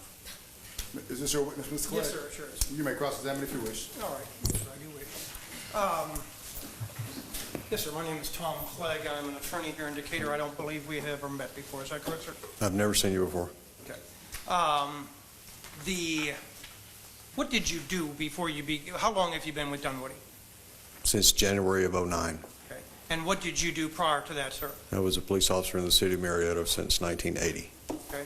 And in your capacity as a police officer in the city of Marietta, what were your responsibilities? Immediately over the term of the career, or? Yes, by all means, the term of your career. Worked patrol shifts, I worked investigations, I worked undercover narcotics, worked administration, I was in charge of a traffic unit, worked sex crimes, murders, rapes. Okay. So you are an experienced investigator, correct, sir? Yes, sir. Okay. Is it good police work if you get information suggesting a motive as to an individual committing a crime, but have no actual evidence showing an individual has committed a crime? Is it good police work to immediately confront the individual for whom you had a motive but no evidence? Motive but no evidence? Yes. You do intelligence work first to determine the foundation so that when you make the contact with the person, you're making an intelligent and informed contact. Now, when is it that you got information concerning the fact that Hemi Newman had rented a Kia Sedona van? I can't quote you the date. It was sometime before January the 4th and sometime after Thanksgiving, I believe, but I don't know the date. Okay, that's pretty much the entirety of the period of the investigation, correct? No, sir. The investigation started on the 18th. I really just don't remember when we found out Hemi Newman rented the van. You are looking at that time to try to connect up a specific individual with what has been identified at the scene. Is that correct, sir? Yes, sir. You have certain information that has been provided by a number of witnesses, correct? Yes, sir. That information at the scene basically deals with a description of an individual, correct? Yes, sir. A description of a vehicle, correct? Yes, sir. The fact that a particular kind of gun has been used, correct? We had a good idea of the type of gun. We didn't know, obviously, the make. You at least knew that it was a .40 caliber weapon, correct? Yes, sir. You were able to make that determination from the fact that shell casings were recovered at the scene, correct? Yes, sir. So you were looking to see if you could find an individual who matched the description, who had such a vehicle, and who was in possession of such a gun. Is that correct? Yes, sir. And did you have any other information from individuals who were at the scene that would aid you and assist you in the course of that investigation, sir? We had a description. We were able to generate a likeness for that person, a sketch as it were. We broadcast that. We worked very hard to identify the type of vehicle. Okay. You actually had a sketch of the individual, correct? Yes, sir. Did the Dunwoody Police Department do interviews with General Electric employees during the course of this investigation into the murder of Rusty Sneiderman? There were employees at GE who were interviewed. Okay. And that would have probably been, is it fair to say, after the arrest of Hemi Newman, correct? There was contact with GE before and after. What was the extent of the contact with GE before the arrest of Hemi Newman? I don't know. Well, you just said that there was, in fact, contact with them, but you have no idea what that contact was? No, sir. I know for a fact that we were issuing search warrants and doing other research, the specifics of which occurred before or after the arrest of Hemi Newman, I do not know. Okay. Did you yourself contact, prior to the arrest of Hemi Newman, anyone who worked for GE? I did not. To your knowledge, did Andy Thompson, on behalf of the Dunwoody Police Department, contact anyone who worked for GE prior to the arrest of Hemi Newman? I do not know. Can you name for us one member of the Dunwoody Police Department who would have had contact with an employee of General Electric prior to the arrest of Hemi Newman? Either Cordellino and Curtis Clifton. Okay. So you believe both Cordellino, who is a sergeant, correct? Yes, sir. And Curtis Clifton would have had, Curtis Clifton was what? He was a detective at the time. Okay. You believe they had contact with somebody at GE, right? I believe so. You simply don't know. I simply don't recall. Okay. And when you say you believe so, does that mean that you think that happened but are not sure? Or are you positive that they did in fact have such contact? I know that we had contact with GE prior to the arrest of Hemi. I do not know who it was that made contact. Okay. Do you know whether any representative of the Dunwoody Police Department, let me ask you this, you folks had developed Hemi Newman as a suspect prior to his arrest, correct? Yes, sir. You folks knew he worked for GE, correct? Yes, sir. You folks had developed him as a suspect in the murder of Rusty Sneiderman, and at the time you determined that he had rented a Kia Sedona, which matched the kind of vehicle seen in the video, correct? Yes, sir. At that time, to your knowledge, did any representative of the Dunwoody Police Department take that sketch to an employee of General Electric and say, do you recognize the person depicted in this sketch? I do not know. Okay. You have no idea whether that happened, right? I do not know. Who was the head of the investigation? The case agent was Thompson. His direct supervisor is Cordellino. Okay. Are you the direct supervisor of both, or what? I know you're the number 2 person. Where do you fall? I mean, obviously they're below you, but what supervisory authority do you have over the 2 of them? Thompson reports to Cordellino. Cordellino reports to Lieutenant Barnes. Lieutenant Barnes reports to me. Okay. You were obviously then actively involved in the investigation, correct? Yes, sir. But you were not as actively involved as probably Cordellino, Thompson, and Barnes, correct? Correct. Thompson was given primary responsibility for actually interviewing witnesses, correct? Yes, sir. Prior to January the 5th of 2011, had you participated in any interview of any witness? Yes. No, I beg your pardon. I only had one contact with one person, and that was a contact that Ms. Schneiderman asked to meet me at the lake house. Okay. And did Mrs. Sneiderman actually meet you at the lake house? No, a friend of the family did.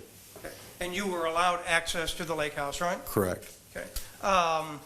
Was any interview taken by you at that time of anybody at that location, or did you simply search the lake house? It was no formal interview, simply a meeting. I asked him, because he was familiar with the property, if there was any possible motive for the murder of Rusty associated with the lake house. Okay. And did you find anything at the lake house which was of evidentiary value for the course of your investigation? No, sir. To your knowledge, did Barnes, prior to the arrest of Hemi Newman, have any involvement in the interviewing of potential witnesses in this case? I do not know. Okay. Barnes was actually involved in the interview of Hemi Newman the day before with Cordellino, was he not? He was. Okay. But other than that, are you aware of any other involvement that he had in the actual interview process? Specifically, no, sir. Now, after the arrest of Hemi Newman, to your knowledge, did anyone from the Dunwoody Police Department take the sketch to folks at GE and say, knowing what you now know, Hemi Newman having been arrested, do you recognize the individual depicted in this sketch to be Hemi Newman?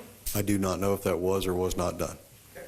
Did you actually participate in the interview process of the employees at General Electric after the arrest of Hemi Newman? I did not.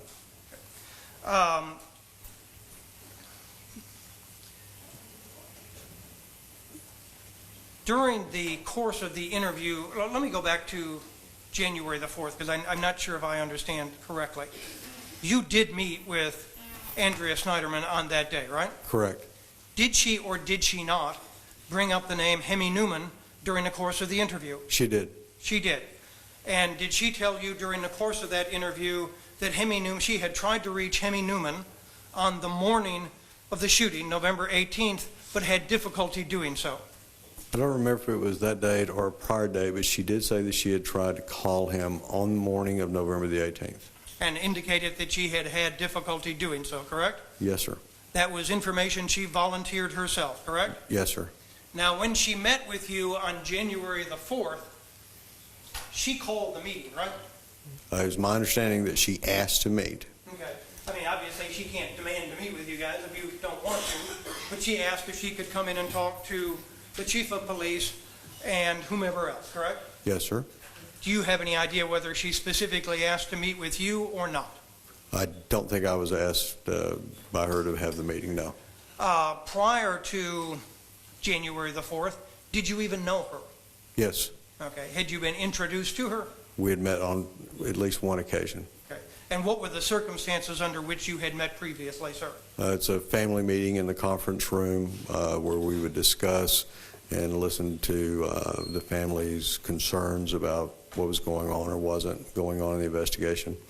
I recall stressing to her the importance for professional counseling for her loss, gaining control or fully understanding the financial aspect of her life. Okay, just make sure I understand. Did you recommend that she receive some sort of counseling? I did. Okay. And that was based on what? Why is it that you recommended that she receive counseling? Her husband was murdered. Okay. Did you note anything? Well, when was that meeting, if you recall? I don't recall when it was. Fair enough, sir. Did she bring up the subject of a number of people that she wanted the Dunwoody Police to look at in the meeting on January the 4th? She mentioned several people on January the 4th whom she believed might be involved. And one of them was, in fact, Hemi Newman, correct? Yes, sir. Okay. Did you tell her at that time, or let me ask you this, at that time, when that meeting was taking place, was Hemi Newman in the building? Not at that moment, but he was there soon after. Okay. And were you aware of the fact that Sergeant Cordolino had gone to find Hemi Newman that morning? It was my understanding that Lieutenant Barnes and Sergeant Cordolino were going to make the arrest, and that he was expected to be in the building either at the time of a meeting with Ms. Sneiderman or soon thereafter. And your understanding was that they were actually going to physically go out and arrest him, is that correct? Yes, sir. Okay. You did not participate in the interview of Hemi Newman, is that correct? That's correct. Now, during the course of, how long did this meeting with Mrs. Sneiderman go on for on the 4th? I don't know. 30 minutes could have been less or more. Now, was someone given the responsibility of taking notes during the course of the meeting? I did not. Okay. Do you know, I mean, who else was in the meeting who was a representative of the Dunwoody Police Department? Chief Grogan. Okay. In the pecking order, you're number 2, right? Yes, sir. Chief Grogan is number 1, right? Yes, sir. Is it fair to say that if there is a meeting involving an investigation and Chief Grogan is present and someone else is present, it's going to be the responsibility of someone other than the chief to take the notes? It's going to be the responsibility of whom the chief wants to do the job to do the job. Okay. Do you know whether or not Chief Grogan was taking notes on that particular day? I know that he took some form of notes, and I know that he has a supplemental report based upon the meeting. Okay. And did you actually subsequently see that supplemental report? I have never read the report. Okay. The meeting was not recorded, correct? No, sir. Now, the interview rooms are wired for sound, right? Yes, sir. So it is not necessary to activate a tape recorder, is it, to record an interview? In the interview room on the outside wall, there is an activation button with a pre-record device associated with it. Once you touch that button, you have a recording of audio and visual. No such device is in the chief's conference room that you were in, correct? No, sir. At that time, did the Dunwoody Police have any tape recorders? Yes, sir. Was there a tape recorder available to be used during the course of the meeting with Mrs. Sneiderman and whomever else was present? Yes, sir. But a decision was made, apparently, not to tape record that particular meeting. Is that correct? Yes, sir. Why was that? The meeting was about a vigil, or that was our understanding of what the meeting was going to be about. We certainly weren't going to discuss the pending arrest of Hemi Newman in that meeting. Okay. Not, be that as it may, at that point, when she came into the office on that day, you knew that Hemi Newman was a suspect, right? Yes, sir. You knew on that very day that Hemi Newman was going to be taken into custody, correct? Yes, sir. You knew that Hemi Newman was going to be charged with the offense of murdering Rusty Sneiderman, right? Yes, sir. And you knew that Andrea Sneiderman worked directly for Hemi Newman, right? Yes, sir. Did you consider Andrea Sneiderman to be a suspect back on January 4th of 2011? No, sir. You did not consider her to be a suspect at all. Is that correct? Not on January 4th, 2011. Did you realized, of course, there was a connection between the two, right? I knew that they worked together. They worked together, at sure. GE. You realized that she had provided the name of Mr. Newman to the police, specifically Thompson and Cordellino, on November the 19th, correct? I know that she provided the name. I don't remember the date. Okay. When did you first become aware of the fact that Mrs. Sneiderman had provided the name, of Hemi Newman to the Dunwoody police? I don't remember. Okay. Would it have been sometime before the car was located and matched up to Hemi Newman? It would have been sometime before we understood that Hemi Newman had rented that particular vehicle. Otherwise, we couldn't have made the relationship between the vehicle and the name. So it was important to be able to have a name to match up with the vehicle, right? Yes, sir. I mean, the fact that someone, Joe Smith or Tom Clegg, had rented a vehicle doesn't do you much good if you don't know who Tom Clegg is, right? Yes, sir. And Mrs. Sneiderman had told you who Hemi Newman was, right? Yes, sir. Mrs. Sneiderman had provided the name of Hemi Newman to the Dunwoody police prior to your actually locating the car, right? Yes, sir. Mrs. Sneiderman had given his name, correct? Yes, sir. And you were able to match up that name with that car, right? Yes, sir. Now, Mr. James asked you a series of questions about what Andrea Sneiderman told you or did not tell you. Did Andrea Sneiderman tell you that on the morning of November 18th, 2010, she knew that Hemi Newman was in possession of a silver Kia Sedona? She did not. On the course of that interview, did Andrea Sneiderman ever tell you that she knew that Hemi Newman had purchased a handgun? She did not. Did she ever tell you that she knew Hemi Newman owned a handgun? She did not. Did she ever tell you that Hemi Newman owned a .40 caliber handgun? No, sir. Did she ever tell you that she knew he had a fake beard? No, sir. Did at some point, to your knowledge, she request that the sketch be modified or altered to take off the fake beard? I am unaware of that. Okay. Do you know a gentleman by the name of Mike Carlson? Mike Carlson? Yes. I do. And would he have been the public relations officer? He's the designated press information officer. Okay.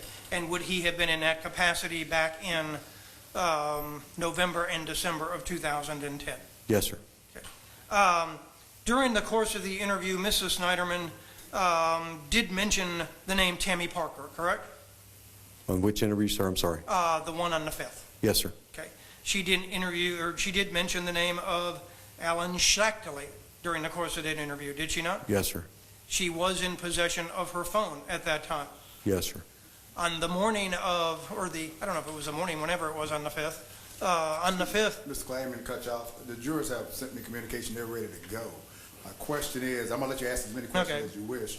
'Cause obviously, the day is Friday. It is after 5 o'clock, but you can ask as many questions. So my question is, strike that. I understand what your question is, Judge. Right. I think it would be better if we recess and resume on Monday morning. No, that's fine. Thank you, Because sir. like I said, but we're not cutting anyone off. All right, ladies and gentlemen, I will give you some instructions at this point in time, but I have to respond. An earlier note had been sent out actually this morning by one of the jurors indicating a situation on Monday. Let me respond this way without identifying you by name or number. I need you here at 9 o'clock. I'm going to put it that way. I understand the information that was communicated, but you're going to have to be here. Let me give you these instructions. Do not discuss the case or allow anyone to discuss the case with you. You're going to be able to leave all of your notepads there in the jury room, turn them face down, and Deputy Garrett will have additional notepads if you need them next week, and we will give you as many as you need. But do not discuss the case or allow anyone to discuss the case with you. I understand it will be a weekend because I'm not bringing you in on Saturday and Sunday. That's the decision I'm making. So we're not going to get back together until Monday. But at this time, it's all based on the honor system, your integrity, for you not to interact with anyone you should not interact with. Once I release you for this evening, do not remain upon the 5th floor. Do not read or look at any media coverage pertaining to this case. Do not go upon the internet and do any research about this case. Do not blog about this case while it is ongoing. Do not go to any location it may have been made reference to during the course of this week or even during jury selection.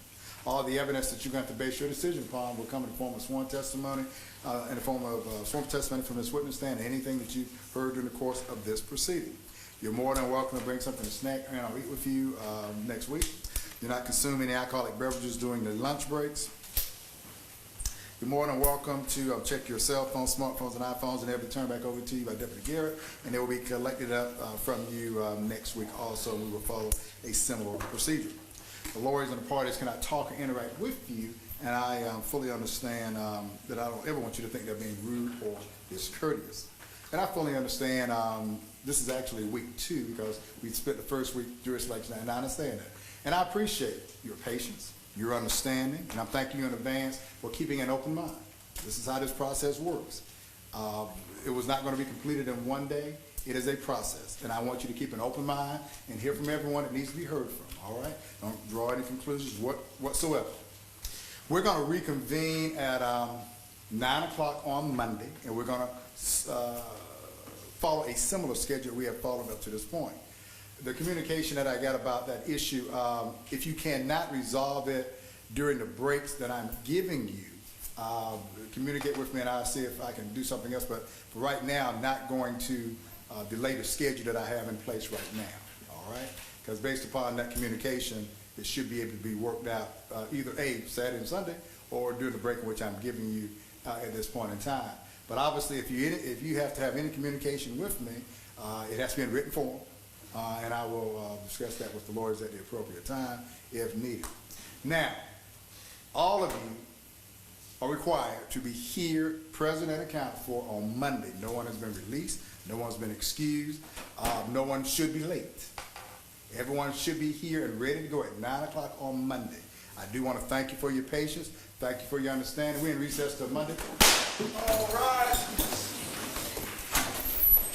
All right, there it is. The first week has come to a conclusion. I'm Jeff Hullinger, along with Attorney Kelly Burke, the former district attorney of Houston County. And from one very well thought of legal office, I received this text about an hour and a half ago. It says, hey,